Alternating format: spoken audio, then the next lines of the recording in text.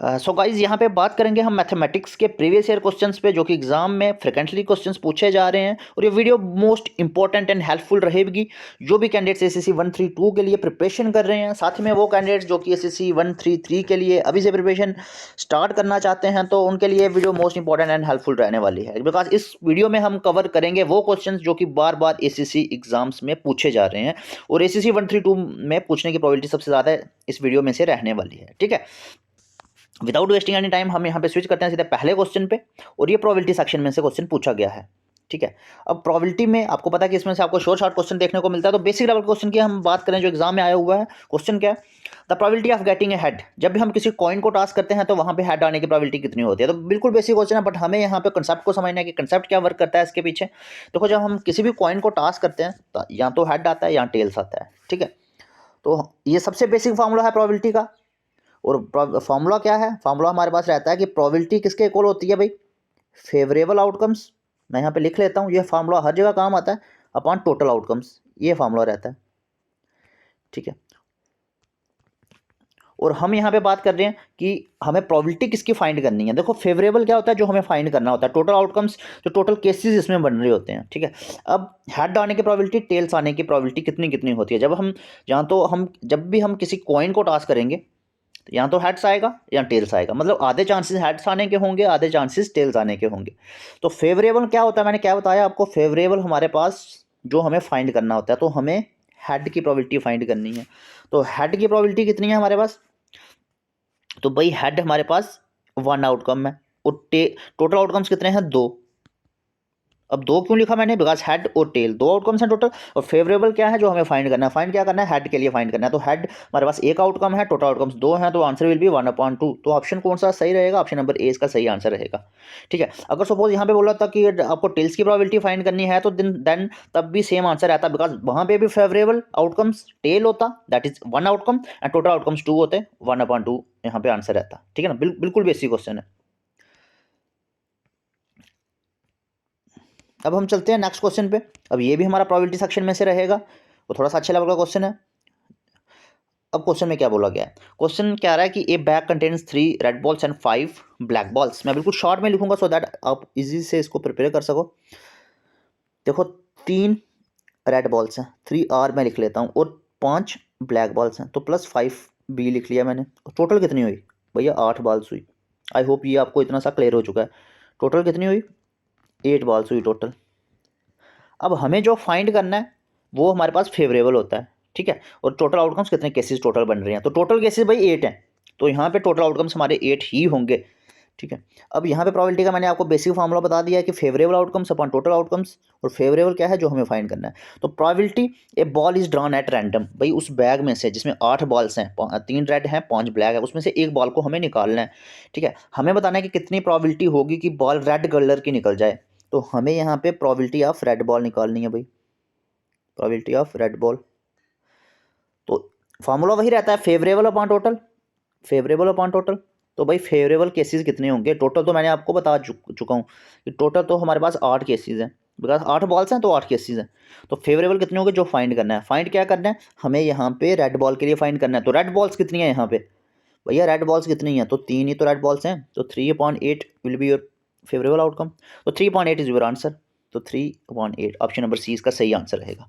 आप मुझे बताओ कि अगर उन 8 बॉल्स में से मुझे रैंडमली एक बॉल निकालनी होती और वो बॉल ब्लैक बॉल होती, तो देन प्रोबेबिलिटी क्या होती रेड बॉल निकलने की, तो कमेंट बॉक्स में आप मुझे बताएंगे। ठीक है,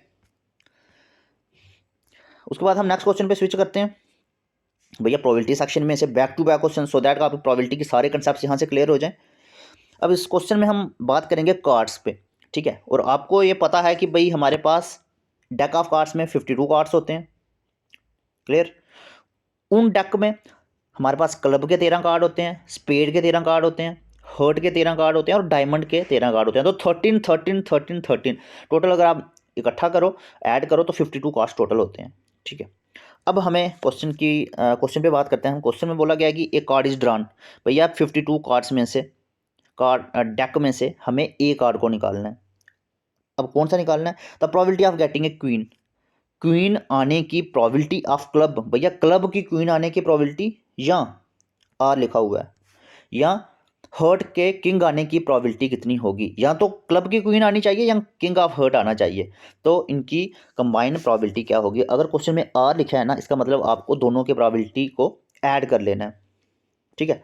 आई होप यहाँ पे थोड़ा सा आइडिया आपको लगा होगा कि टोटल कार्ड्स कितने होते हैं, क्लब, स्पेड, हर्ट और डायमंड के कितने कितने होते हैं, ठीक है। हम सीधे क्वेश्चन पे आते हैं। अब क्वेश्चन क्या कह रहा है कि हमें फाइंड करनी है probability of getting a queen of club. यहाँ पर मैं लिखता हूँ क्यू, लिखता हूँ क्वीन को। आपको पता है कि डेक ऑफ कार्ड्स में क्लब में भी हमारे पास एक किंग होता है, एक क्वीन होती है, एक जैक होता है, उसके बाद फेस कार्ड्स होते हैं, नंबर कार्ड्स होते हैं, ठीक है। और यहाँ पे एक ही क्वीन क्लब में होगी, एक ही क्वीन स्पेड में होगी, एक ही क्वीन हर्ट में होगी, डायमंड में होगी। उसी तरह किंग भी एक एक होते हैं सब में। अब यहाँ पे फाइंड करना है probability of queen of club. Or लिखा है ना, तो बीच में भाई प्लस का साइन आएगा यहाँ पे। यहाँ फिर आप एक स्टेप में आर लिख सकते हो, मैं डायरेक्टली लिख लेता हूँ प्लस किंग ऑफ हर्ट। या तो हर्ट का किंग होगा भाई, हर्ट के 13 कार्ड्स होते हैं और उसमें किंग भी एक होता है, किंग ऑफ हर्ट।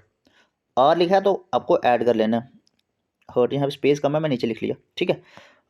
इम्प्लाइज अब क्वीन ऑफ क्लब, भाई हमें यहाँ जब पे जो कार्ड निकालना है ना, वो 52 कार्ड्स में से निकालना है। तो बेसिक फॉर्मूला जो वर्क करता है वो फेवरेबल अपॉन टोटल ही करता है हर एक क्वेश्चन में, फेवरेबल अपॉन टोटल। तो इस केस में क्वीन ऑफ क्लब, ठीक है, ये मैंने साइड पे लिख लिया formula. Queen of club case में टोटल केसेस तो 52 ही होंगे, ठीक है। अब ऊपर क्या आएगा न्यूमरेटर में, भैया क्लब की क्वीन कितनी होती हैं, तो भैया एक ही तो होती है। जब एक कार्ड निकालोगे आप क्वीन ऑफ क्लब का, तो उसमें से क्वीन ऑफ क्लब भाई एक ही तो होगा, ठीक है। प्लस अब किंग के हमारे पास हर्ट के किंग कितने होते हैं, एक ही होता है, बट हमें निकालना है 52 में से, तो 1/52 प्लस 1/52 दोनों को ऐड कर लो, आपका आंसर निकल जाएगा। तो 1/52 प्लस 1/52। अब यहाँ पे बेस दोनों में सेम है, तो ऊपर वाली टर्म्स को ऐड कर लेते हैं। 1 + 1 = 2, 2/52। तो उसको सॉल्व करोगे तो 1/26 आपका आंसर आएगा। तो here answer will be 1/26, option B is correct. I hope बहुत बढ़िया से आपको समझ आ गया होगा, कमेंट बॉक्स में मुझे बताएं, ठीक है। आई थिंक मैंने बेसिक भी यहाँ से आपका थोड़ा सा क्लियर करा है। अब मैं नेक्स्ट क्वेश्चन पे बढ़ता हूँ। नेक्स्ट क्वेश्चन आपका अलजेब्रा पोर्शन में से है, और अलजेब्रा का आपको शॉर्ट क्वेश्चन देखने को मिलते हैं एग्जाम में। अब देखो यहाँ पे क्या दिया है, एक क्वाड्रेटिक इक्वेशन हमें दी गई है, जिसकी हाईएस्ट पावर 2 होती है, उसे क्वाड्रेटिक इक्वेशन कहा जाता है। अब यहाँ पे क्वाड्रेटिक इक्वेशन में हमें फाइंड क्या करना है, ये मैं लिख ली मैंने आपके पास यहाँ पे क्वाड्रेटिक इक्वेशन। अब हमें रेशो फाइंड करनी है। क्वेश्चन कह रहा है कि रेशो फाइंड करो किसकी, सम ऑफ रूट्स और प्रोडक्ट ऑफ रूट्स की। सम ऑफ रूट्स और प्रोडक्ट ऑफ रूट्स की, यहाँ पे मैं शॉर्ट में लिखता हूँ सम ऑफ रूट्स, SOR लिख लेता हूँ, सम ऑफ रूट्स, ठीक है। बस यहाँ पे स्पेस थोड़ी सी कम है, तो यहाँ पे मैंने शॉर्ट में लिख लिया। सम ऑफ रूट्स के लिए फॉर्मूला आपको याद रखना है, क्या रहता है। इससे पहले मैं आपको बता दूं कि यहाँ पे देखो ए किसे कहा जाता है, यहाँ पे मैं लिख लेता हूँ, चलो। ए कहा जाता है कोफिशिएंट ऑफ एक्स स्क्वायर, तो वो है हमारे पास 7।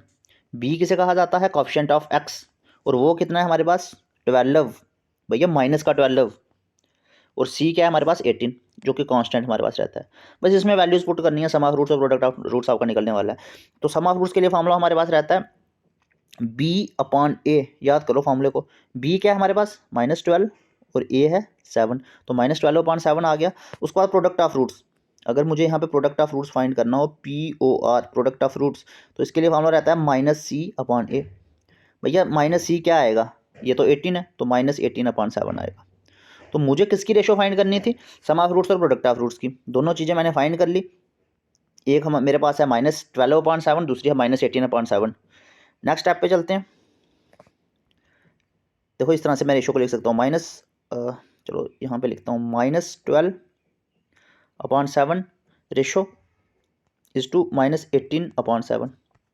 अब माइनस से माइनस कटेगा, 7 से 7 कटेगा, अदरवाइज आप नेक्स्ट स्टेप में भी 7 से 7 कट कर सकते हो। बचा क्या, 12/18, तो 6 2 12, 6 3 18, तो 2/3 कहाँ पे आपको ऑप्शन दिख रहा है, देन उसको आप मार्क कर लो। तो भैया बी में मेरे को दिख रहा है, तो option B is the right answer here. I hope आपको बहुत बढ़िया से समझ आ गया होगा। एक ही फॉर्मूला याद रखना है, sum of roots is B/A, product of roots is -C/A।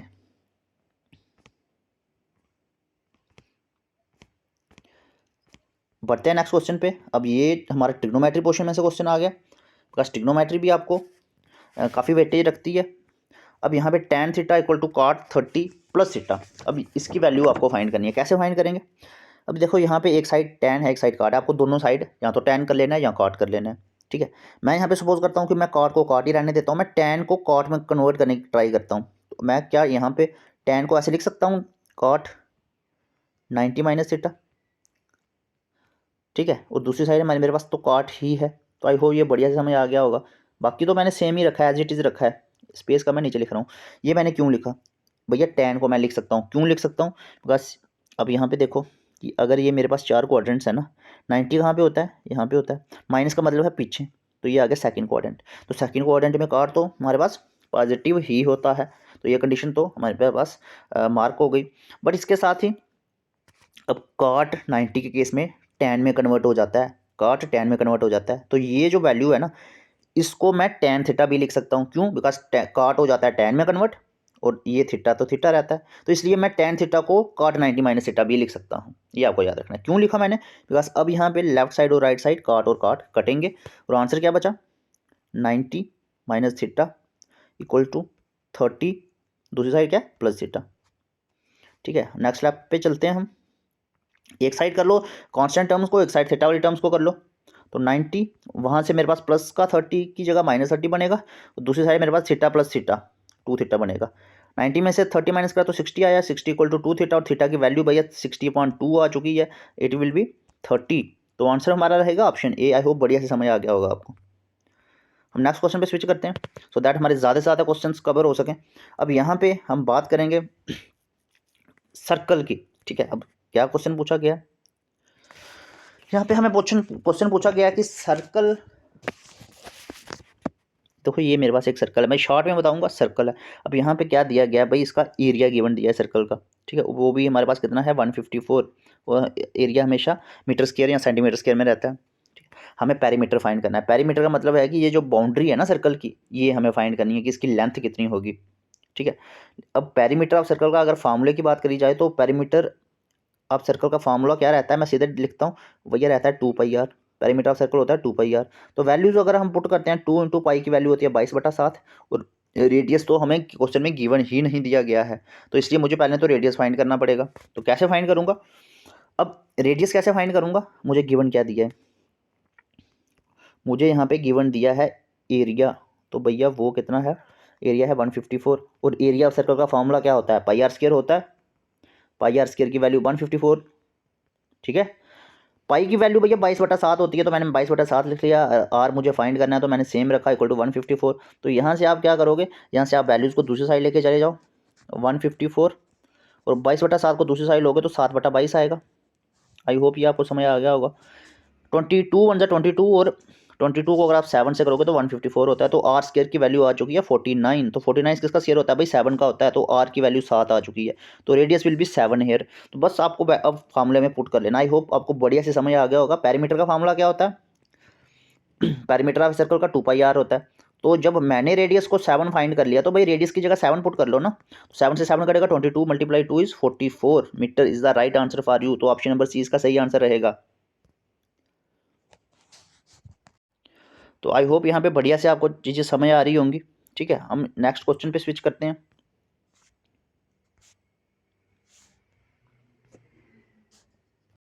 अब हमने सर्कल वाला क्वेश्चन तो हमने डिस्कस करा। अब हम यहाँ पे स्क्वायर वाला क्वेश्चन डिस्कस करने वाले हैं। भाई ये पेपर में पूछा गया क्वेश्चन है ये, इसलिए सब क्वेश्चंस को आप सीरियसली लो, ये एग्जाम ओरिएंटेड क्वेश्चन हैं। अब यहाँ पे अगर मैं एक स्क्वायर ड्रा करूँ, स्क्वायर हमारे पास वो 4 साइडेड फिगर होती है जिसकी हर एक साइड इक्वल होती है। अब इसका पेरीमीटर गिवन दिया गया है। भैया पेरीमीटर मतलब इसकी बाउंड्रीज, इसकी साइड्स का सम 112 है। बताओ कि एरिया क्या होगा, ठीक है। बिल्कुल कंसेप्चुअल वे में मैं चीज़ों को बताऊंगा सो दैट आपको समझ आ जाए। देखो एरिया ऑफ द स्क्वायर का ही फार्मूला यूज़ होगा यहाँ पे, एरिया ऑफ द स्क्वायर का। तो एरिया ऑफ स्क्वायर का फार्मूला क्या होता है भैया, ये होता है साइड का स्क्वायर। लेकिन मेरे पास साइड मुझे नहीं पता है कि साइड कितनी है स्क्वायर की, मुझे सिर्फ पेरीमीटर पता है। तो इसलिए मुझे पहले साइड फाइंड करनी पड़ेगी, फिर फार्मूले में पुट करना पड़ेगा। तो क्वेश्चन में गिवन क्या दिया है, पेरीमीटर दिया है 112।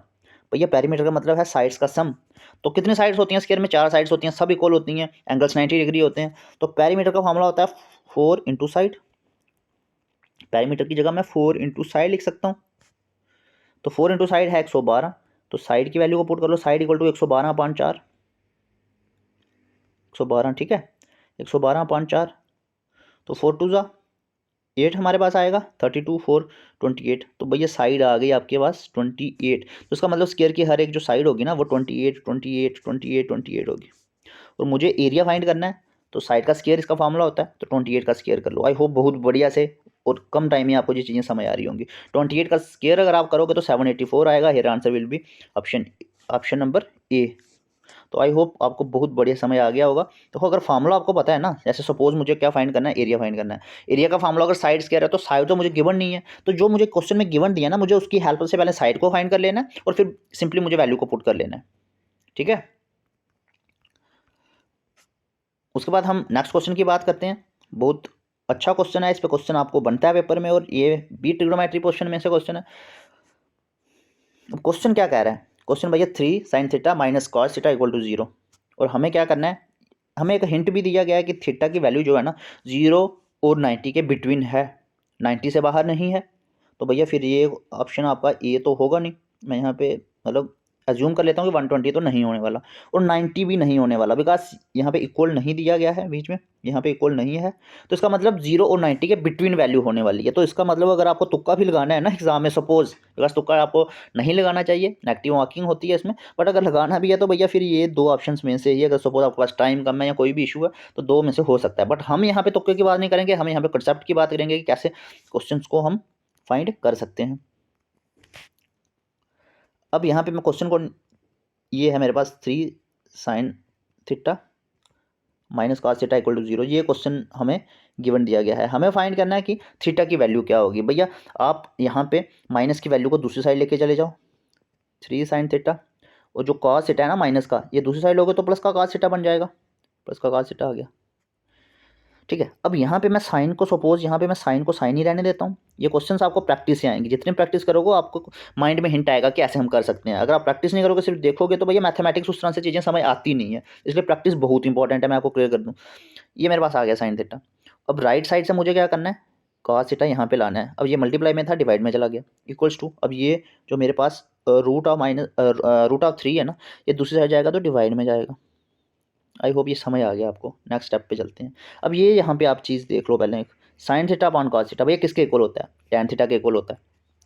तो ये मैं नेक्स्ट स्टेप में इसको टैन लिख लूँगा, ये मेरे पास आ गया टैन। और 1/√3, भैया 1/√3 किसकी वैल्यू होती है? अगर मैं टैन में देखूँ तो भैया टैन 30 की होती है। आई होप वैल्यूज़ आपको याद है। अगर वैल्यूज़ याद नहीं है तो फिर आप ट्रिग्नोमेट्री के क्वेश्चंस कैसे करोगे? ठीक है ना। आई होप सभी कैंडिडेट्स ने, जितने भी कैंडिडेट्स हमारे साथ यहाँ पे हैं, चाहे हमारे पास लाइव क्लासेस में रहते हैं, तो सभी को ये वैल्यूज़ कम से कम याद होनी चाहिए।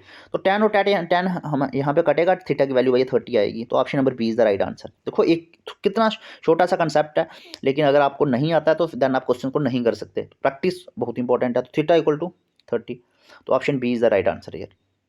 आई होप आपको क्वेश्चन बहुत बढ़िया लगे होंगे, समझ भी आए होंगे। कमेंट बॉक्स में मुझे बताएं। इसके साथ ही एक इंपॉर्टेंट अपडेट मैं दे दूं कि जो भी कैंडिडेट्स अभी से प्रिपरेशन शुरू करना चाहते हैं ACC 132 में इनरोल होने के साथ साथ ACC 133 का बैच भी फ्री में चाहते हैं, तो यहाँ पे आपको दोनों बैच एक साथ मिलने वाले हैं। ठीक है ना। आप कोर्स में अभी स्पेशल ऑफर भी आपके लिए चल रहा है, तो आप उस कोर्स में इनरोल हो सकते हैं। यहाँ पे आपको फुल फ्लैज प्रिपरेशन यहाँ पे करवाई जाएगी, हर एक सब्जेक्ट आपको पढ़ाया जाएगा टीचर्स द्वारा, और 9 से 11 आपकी रात को लाइव क्लासेस रहेंगे, बिकॉज ड्यूटी कैंडिडेट्स को ये टाइम का इशू रहता है। और इसमें ना ही सिर्फ आपको लाइव क्लासेस, बल्कि आपको यहाँ पे शॉर्ट PDF नोट्स मिलेंगे, जो कि बिकॉज हर एक कैंडिडेट्स कहीं पे नेटवर्क का इशू रहता है, कहीं पे कुछ इशू रहता है, कहीं पे टाइम का इशू रहता है, तो उनके लिए PDF नोट्स यहाँ पे मिलेंगे, उनके लिए रिकॉर्डेड लेक्चर्स मिलेंगे। यहाँ पे आपको ऐप पे हर एक रिकॉर्डेड वीडियो मिलेगी। यहाँ पे आप अपने टाइम के अकॉर्डिंग कभी भी वीडियो को देख सकते हैं, अपनी प्रिपरेशन को शुरू कर सकते हैं।